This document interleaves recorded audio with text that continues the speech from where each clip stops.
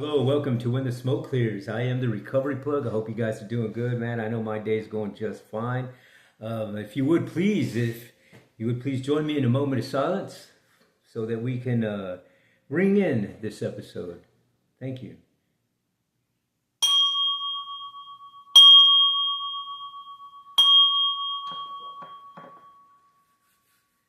Nam myo renge kyo, nam myo renge kyo, nam myo renge kyo. Eternal Buddha Shakyamuni, please guide us in this episode. May the energies invite us to have a great episode, to learn, to be here in the here and now. Thank you. Alrighty, so now that we've got the vibe going, what's going on, man? Check this out. I'm excited because I want to share with you guys a little bit of my journey that I happened to go through this past weekend. Was the first retreat of the Advanced Lotus Sutra study that I'm doing.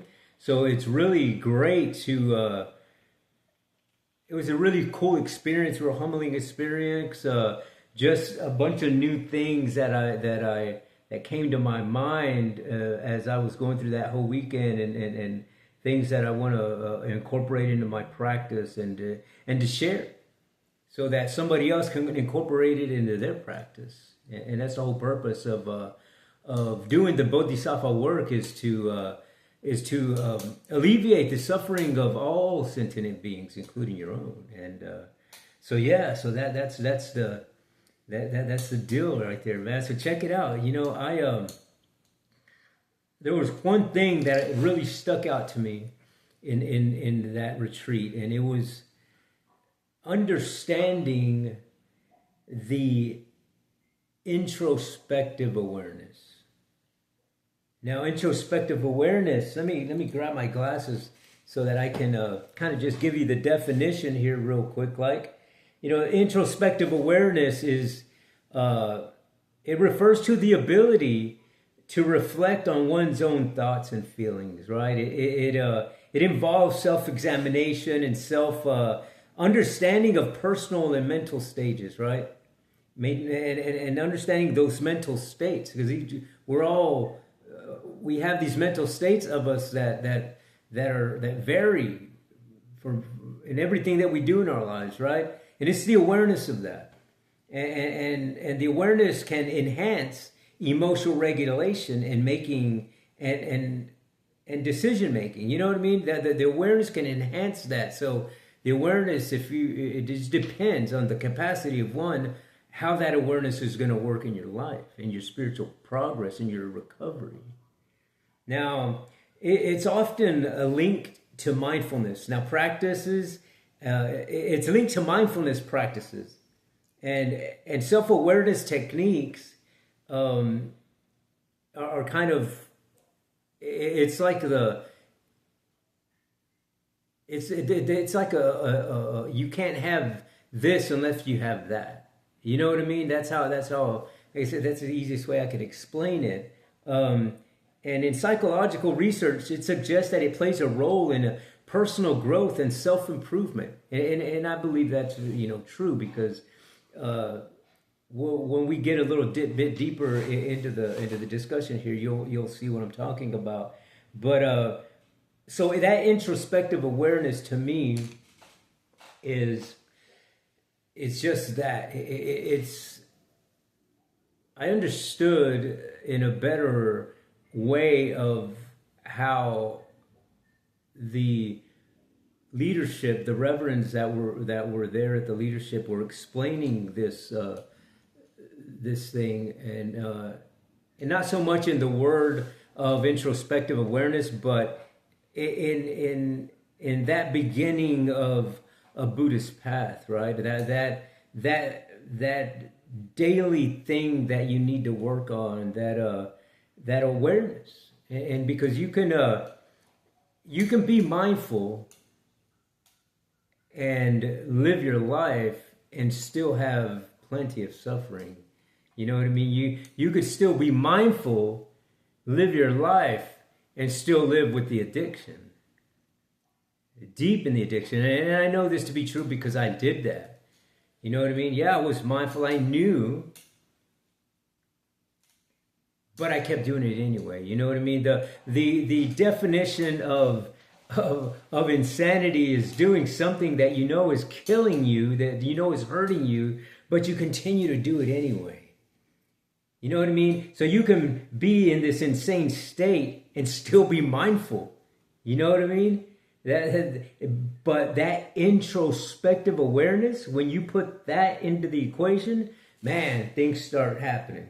And that's exactly what we're going to be getting into in this discussion. And so let me pull up a few things that I got on the computer here, and I am going to show you. You know, a big part of my own journey and how I've been learning a lot about introspective awareness comes from the Dali Llama book, Walking in the Buddha's Footsteps. And it's this book right here. See this book right here? This is the book that I've been it's opened the gateway of that part of my capacity to absorb this knowledge of knowing how to work with introspective awareness and mindfulness, and how to not only read it out of a book, but applying it to a spiritual and a path of recovery, which is very, very a very necessary thing to do if you want a successful, if you want to achieve sobriety, if you want to achieve recovery of any level, of any addiction, and come back to that spiritual sense of you, to work on that spirituality that we are all capable of having. And so, you know, let me get in here real quick. Okay, now, you know, some of the stuff that I read was really cool, and just kind of give you a little breakdown on a little bit of this stuff here. The Dalai Lama uses introspective awareness to mean the mental factor that monitors the mind. I like that, because that's right. He's right on point, right? I mean, why wouldn't he be? He's the Dalai Lama, right? Okay, so then notices. Again, let me say that again. The Dalai Lama uses introspective awareness to mean the mental factor that monitors the mind. It notices when it has drifted and gently brings it back to what is wholesome, ethical, and aligned with your intention. It's like having an inner quality control system, you know, that keeps your practice on track. You know what I mean? That to me is it's really a comforting thing to know. You know what I mean? Now this is different from mindfulness itself, right? Now mindfulness remembers the object. It remembers the things that you're being mindful of, that thing. And introspective awareness checks whether you're still on it. You know what I mean? And I love that. And the interpretation is supported by the teachings from following in the Buddha's footsteps, the teachings that are in that book of the Dalai Lama. Now, where the section on introspective awareness explains its definitions, its functions, and role in ethical conduct, serenity, and wisdom. You know, if you notice those, it didn't just give you like it's only looking at one part of something. It gives you this whole 360-degree perspective of mindfulness and meditation, awareness of any and everything that you do in your life, right? Now, you know, it states that the part there where it says that the mindfulness remembers the object and the introspective awareness checks whether you're still on it. That to me is that thing that it's like that third person of you. You know what I'm saying? Because in the suffering, you can be in that suffering and be mindful of stuff. You know what I'm saying? I know this to be true because I was mindful of the things when I was in the addiction. I was mindful of, whatever, not doing this, or I'm gonna get caught, or mindful because I don't want somebody to know that I'm using, or mindful that I can't use over this amount because else I'm gonna OD. You know what I mean? You're still mindful, but you could still be mindful in the suffering. You could still be mindful in that addiction. You could still be mindful in all that trauma. You know what I'm saying? But until you activate that introspective awareness, which navigates that mindfulness, you know what I mean? That to me is the very key to getting out of these addictions, to getting out of these, depressed modes and that sort of thing, because you can't have any success unless you do that. You know what I mean? And that introspective awareness only comes from the daily practice, only comes from the daily, one day at a time type thing. You got to put in the work. You got to be aware. You got to be able. You got to be teachable. You got to be able to learn new things, and try new things that are for the better, so that it activates that wholesome thing in you, right? And you can't do that without that introspective awareness. Now, a little bit of a deeper breakdown based on the Dalai Lama. It's him and Tibetan Chodron, who also takes part in that book, describes introspective awareness as a mental factor that performs three major functions. And that is, it accompanies correct views, it supports analytical wisdom, and it keeps the mind on the meditation object. Okay, so now that first one, it accompanies correct views. Very, very, very Buddhist right there. Because introspective awareness helps you notice when your mind is aligned with Dharma, compassion, clarity, non-harm, and when it's drifting into confusions or harmful patterns. That's the introspective awareness that does that. You know what I mean? In other words, introspective awareness is polishing up that first part of the Eightfold Path, the correct view, the right view. Without the right view, you can't have anything else. And introspective awareness polishes that keen sense of that. You know what I mean? It's very, very critical part of the practice. You know what I mean? Of the practice and of daily life. You know what I mean? That's why the Four Noble Truths and the Eightfold Path work so well with a life of recovery, a life of spirituality, of any spiritual sense. You know what I mean? Not just Buddhism. You know what I mean? Not just, the things that we learned in Buddhism, right? So it is a non-discriminatory view of things. And so I like that about that. You know what I mean? And to me, I see the results in my own spiritual and recovery life. You know what I mean? So the very, very cool stuff. Now, it supports also, the second one was it supports analytical wisdom. Now, it checks whether your understanding of a topic is accurate or distorted. You know what I mean? For example, something like, I'm seeing this situation clearly, or I am projecting, or I am following into old stories or old patterns. And that the introspective awareness allows you to broaden that capacity of you. You know what I'm saying? Because when you're stuck in these trauma situations, in these depressed modes, in these addictions, your capacity is capped. You know what I mean? There's no infinite thing to that capacity. Your capacity is capped, and that's where it stays.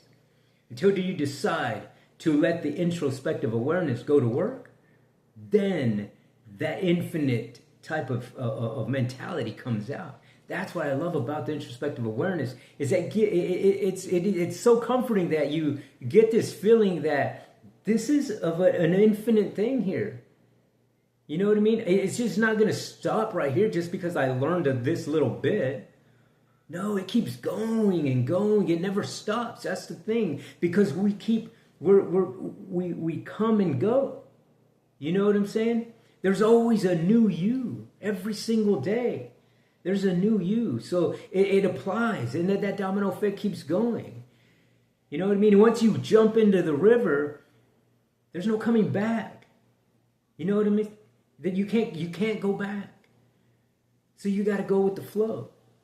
You know what I'm saying? And that practice, that daily thing of introspective awareness, polishes that capacity of view, polishes up that right view, so that in turn there you get the rest of the Eightfold Path. You know what I'm saying? So it's really cool stuff, really good foundational practicing techniques and things to be aware of. You know what I mean? Now, it keeps the mind on meditation. The third one was that it kept the mind on meditation object. Now, this is the classic role, right? Now, introspective awareness notices when the mind is wandering, and it brings it back. And not with force, but with clarity. That's the key right there. The key is not with force, but with clarity. Notice when you say that, it gives you, the muscles in you just relax when you say that. You know what I mean?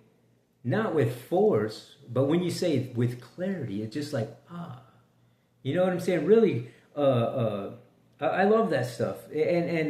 And this is what allows serenity, samapata, to develop. You know what I mean? That's how serenity develops, is by that awareness, by that introspective awareness. Serenity is a key thing in not only a spiritual sense and a spiritual life, a spiritual practice, but a life of recovery. A life of following a 12-step program, a life of following a Dharma recovery program, a life of following any type of program that you're doing. You know what I'm saying? And to keep that introspective awareness going in your own daily practice is beautiful, because check this out. The introspective awareness has to be worked on the daily life. I'm talking every single part of everything that you do. It sounds exhausting, but it's that deep. That's how you get a strong rooted foundation of your spiritual and recovery path to be on the path and not veer off, because that introspective awareness keeps you there. You know what I mean? Now, if you're only practicing spirituality on Sunday and don't do anything the rest of the week, well, guess what? Your recovery of any sort, your daily life, your daily suffering of any capacity is going to be exactly that. It's only going to be alleviated that much. If you're only spending that 1 hour that you go to worship and do whatever spiritual thing that you do, that dissipates really quick. You know what I mean? So when you got this practice of introspective awareness in your daily practice, in your daily life, in any and everything that you do, you're going to see the results of that. You know what I'm saying? Because you only get results if you do the work. There's no free ride here. You know what I'm saying? You can't have a free ride. You're not just going to say, hey, help me out there. You know what I mean? I need the help. And you pray for that thing that you want and you're good. And you think, no, that doesn't work like that. It doesn't work like that. You know, if it worked like that, gosh, it would be great everywhere, for everybody. There would be no suffering. But unfortunately, we have a bunch of suffering. That's the life of that we live in. You know what I'm saying? But you can live a life, a good, productive, spiritual, and recovered life.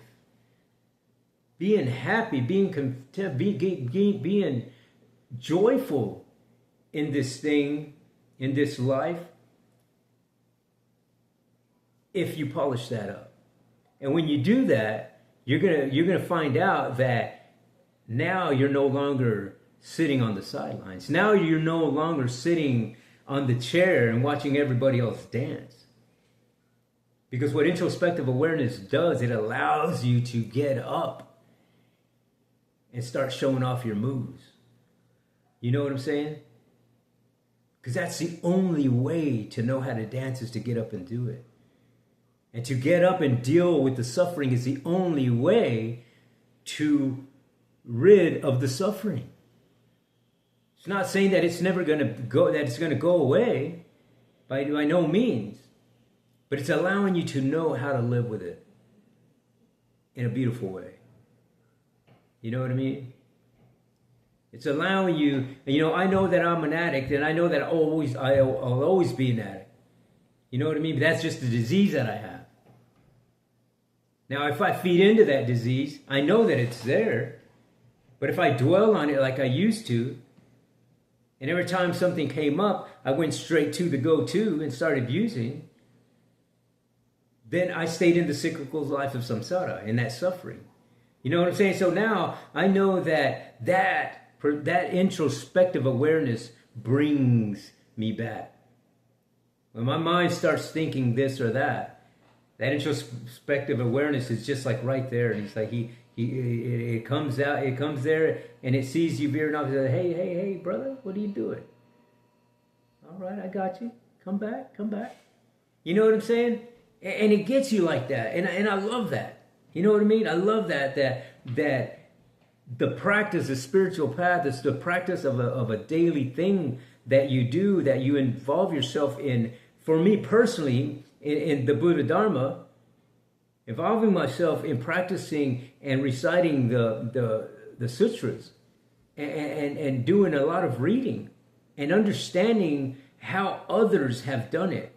Because what a better way to do, to follow a life of a pattern, of a path that has already been proven. You know what I'm saying? And that's the path, that's the eightfold path. That's the path that Shakyamuni Buddha already did. He already, plowed the way of that path. It's there. All you got to do is, all that clutter, all that suffering, all that stuff that you have in your life, if you sweep it away, I guarantee you what? Once you sweep all that stuff away, there's going to be a path there. And it's always been there. It's just been covered up all this time with all those things that you got going on in your head. And I know this to be true because I've lived that way for many, many years. You know what I mean? And I know a way out. You know what I mean? And that's why I do my videos. That's why I involve myself in the practice of spirituality, the practice of Buddhism, the practice of 12-step recovery programs. I do those things because they're proven not to fail. You know what I'm saying? I think, what is it? The AA, the somewhere in the AA book, I think it's the fifth. I don't remember exactly which one, but it's rarely have we seen a person fail who has followed the path. You know what I'm saying? That's because it's proven.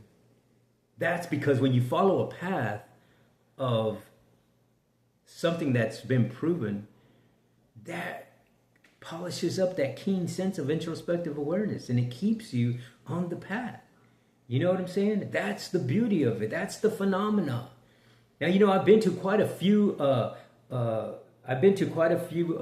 lectures and stuff like that with motivational speakers, and John Maxwell, one of my favorites. And one of the things that a lot of these motivational speakers would say, that I always remembered, says, if you want to be a millionaire, hang out with the millionaires, do what the millionaires do. You'll eventually be a millionaire. And that, to me, always stuck with me. And it just, that you can put anything in that line. You know what I'm saying? If you want to be free from depression, if you want to be free from alcoholism, if you want to be free from anxiety, whatever it is that is hindering your life, Follow the path of somebody who's already done it. Hang out with those type of people who are looking for the same thing that you're looking for. Because so long you keep yourself in that cyclical way of living, if you stay in that samsara world, that world of suffering, that's all that's going to come about. You know what I'm saying? Until you physically get yourself and remove yourself from that situation, mentally and physically, will things start happening. And I know this to be true, man. And guess what, man? You have to be ready and willing for the drastic change, because that's what it takes sometimes. You know what I'm saying? It takes that sometimes. You know, you weren't just automatically in this situation. You know what I mean? It's years of work that got you to where you're at. You know what I mean? Mine started at a young age, as a kid. Many, many years of using and drinking. And I know that I'm still an addict. But if I go back to any part of that life, I'll land right where I stopped. You know what I'm saying? And that's the delusion of people that are dealing with situations like that, whether it's depression, anxieties, or addictions of whatever. When you allow your mentality to go back, you go back exactly where you left off. You know what I'm saying? Just because you got so many years of sobriety or so many years of doing good and think that you can handle it now. No, don't wait for that rude awakening, because guess what? It clamps on you, and sometimes you won't get out of it. I've seen it. I've seen many people who didn't make it to see another day, who didn't make it to be mentally okay anymore. You know what I'm saying? Who didn't make it and just decided to take their own lives. I've seen that firsthand in my life, and that's why I love doing the videos, so that I can help at least one person. You know what I'm saying? And what I learned at that retreat was exactly that. Allowing yourself to help someone else. Allowing yourself to be mindful of your own path, so that you can be mindful of somebody else's path. Because the things that you do are going to affect somebody else's path. You know what I'm saying? And that is a purification of your karma. If you want your karma to be purified, if you want your cause and effect to go smoothly, guess what? You're going to have to do that for somebody else. And that to me was one of the big things that I learned at this retreat. That no matter where you came from, we had many different people from all over the country. Different ethnicities, different, people had different types of careers, going through different problems. But just that feeling of being aware of that and being able to be there for somebody, complete strangers, to me was such a beautiful experience. You know what I mean? I'm so grateful that I was able to go to that retreat. Beautiful, beautiful people there. Everybody of the group that I'm involved in, and just wonderful people that I've met. And I'm just so happy that I'm on the journey with them. You know what I'm saying? That hopefully I can give them something that they need, and hopefully, it reciprocates. You know what I'm saying? Because that's the way to alleviate people's suffering. Is to show that you care, show some love, show some compassion, some mindfulness, that introspective awareness of you. You know what I mean? So, beautiful stuff here, man. So, I really liked the samatha, which is the serenity. Which introspective awareness is the mental factor that prevents dullness, agitation, drifting, spacing out. Without it, concentration can't stabilize. with it, the mind becomes steady, bright, and clear. You know what I mean? And, it also emphasizes that wisdom depends on seeing things accurately. Introspective awareness helps you catch that. It helps you catch the wrong views, the misinterpretations, the emotional distortions, the projections of things, those ways of old thinking. You know what I mean? Of always thinking of the what ifs and the things that are to come. This introspective awareness is it emphasizes that wisdom depends on seeing things accurately, right? And I just, to me, that is just so it's really a strong part of a good foundation. You know what I mean? Now, introspective awareness is the mind's. It is in the mind's internal supervisor, if you will. It keeps you aligned with your meditation object. It keeps you aligned in your ethical values, in your understanding of the Dharma, and your aspiration to awaken. You know what I mean? You can't have aspiration unless you have that introspective awareness. It's not harsh. It's not judgmental. It's a gentle, wise noticing, a gentle practice of that mental you. You know what I mean? And it presents it as a non-negotiable part of the path, woven into the 3 higher trainings: ethics, concentration, and wisdom, which form the backbone of a Buddhist practice. You know what I'm saying? And it's really beautiful stuff. You know what I'm saying? I'm so grateful that came to my mind when I was at the retreat. I really thought that it meant, to me, this is my gathering of what I learned. You know what I'm saying? And it's that you have to be the one. If you don't do it in your own life, in your own spiritual practice, in your own recovery, then the alleviating, the way, the bodhisattva way, stops right there. It's severed. You know what I'm saying? But when you put that into practice in your own life, that keen sense awareness of introspective awareness, of learning the Dharma, of practicing the Dharma, not only for you, but first and foremost for all sentient beings, to relieve the suffering of everyone else. Hard thing to do, but an attainable thing to do. You know what I'm saying? All it is just like in the 12-step program, one day at a time. You know what I'm saying? One moment at a time, moment by moment by moment by moment. Because that's how we live. We're here in this world, moment by moment by moment by moment. Every day, you get a new chance to do it over again. Every day, you get a chance to alleviate the suffering of somebody.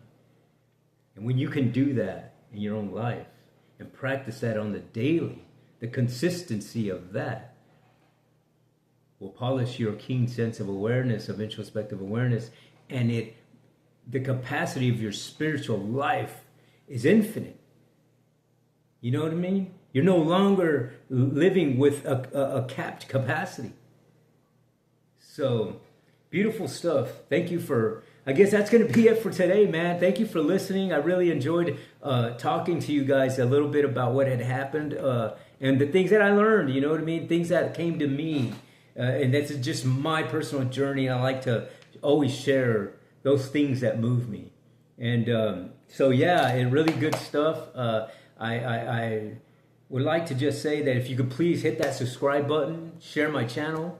The only way to help alleviate the suffering of all sentient beings is to share things like this. You know what I'm saying? It's one of the ways.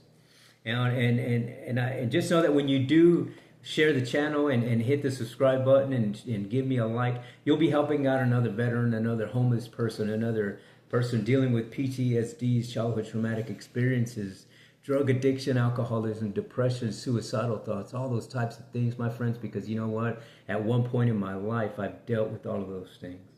And you know what? I know a way out. And my way out could be your way out. So thank you for letting me share. I hope my energies touch your energies, and I hope something good comes out of this in your day today. So thank you very much. I'll be ringing this out. Thank you very much.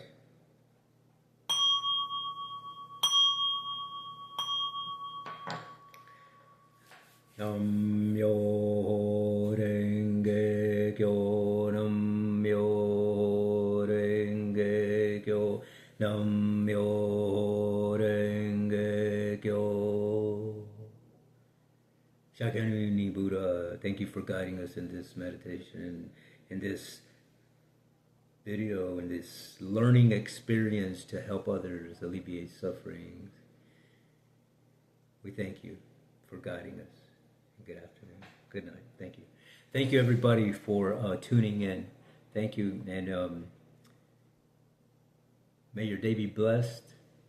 And may your introspective awareness, bring to light some new things for you today. Thank you for watching. Thank you.